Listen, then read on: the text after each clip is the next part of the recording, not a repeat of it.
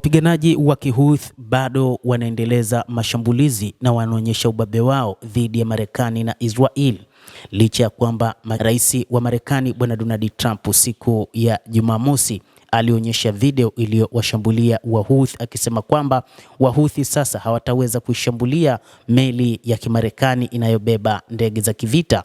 Wapiganaji hao wa Kihouthi sasa wanazidi kuichanganya Marekani. Wameshambulia meli ya kubeba ndege zisizokuwa na rubani za Marekani. Mashambulizi dhidi ya meli za kivita za Marekani inaendelea na ni saa chache baada ya kufanya mashambulizi mengine huko katika nchi ya Israel. Na ni juu ya kile ambacho Wahouthi wanasema wanaendeleza kile walichoamua kwa maana kupambana na Marekani katika kuwatetea watu wa ukanda wa Gaza. Wapiganaji hao wa Kihouthi wa Yemen walishambulia meli ya Marekani ya Harry S. Truman ambayo inabeba ndege zisizokuwa na rubani ambazo zinaendesha mashambulizi dhidi ya Yemen. Hata hivyo ni katika eneo la kaskazini ya Bahari Nyekundu, na hii ni kwa mujibu wa msemaji wa jeshi la Kihouthi Yahya Saree ambaye anasema zaidi. Wakati wa saa kadhaa zilizopita, askari wa Kihouthi wanaotumia roketi na ndege zisizokuwa na rubani wanaounga mkono jeshi la wanamaji walianzisha mapambano dhidi ya idadi ya meli za kivita katika sehemu ya kaskazini ya Bahari Nyekundu, ikiwa ni pamoja na shirika la ndege la Marekani, kwa maana meli ya Kimarekani ya Harry S. Truman inayobeba ndege kwa kutumia makombora na ndege zisizokuwa na rubani. Saree alisema angani kulikuwa hakutoshi, ni mpambano mkali ambao waliuanzisha. Alieleza hayo kupitia katika kituo cha Al-Masira. Mashambulizi dhidi ya meli za kivita za Marekani iliendelea kwa saa kadhaa na kuzuia mashambulizi ya Marekani dhidi ya maeneo ya Yemen yanayodhibitiwa na wapiganaji hao. Msemaji huyo wa Wahouthi aliongeza zaidi.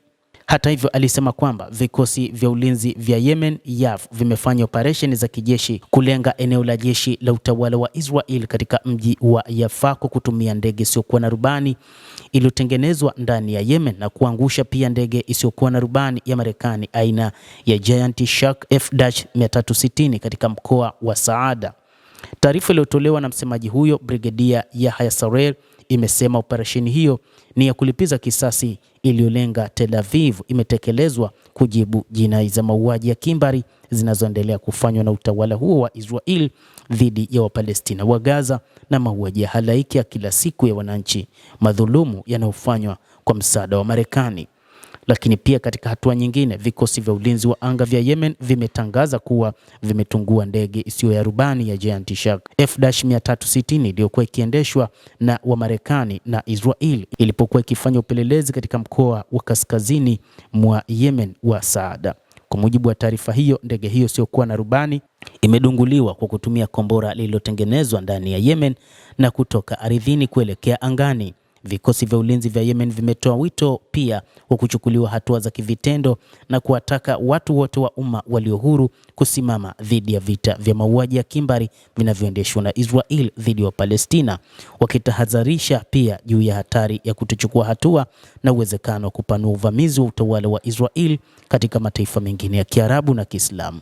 Matokeo ya kuonyesha ukimya na kutokuchukua hatua kutasababisha Israel kufanya mashambulizi katika mataifa mengine ya Kiislamu, na hivyo ni wakati sahihi wa Waislamu kusimama pamoja kuwatetea watu wa ukanda wa Gaza.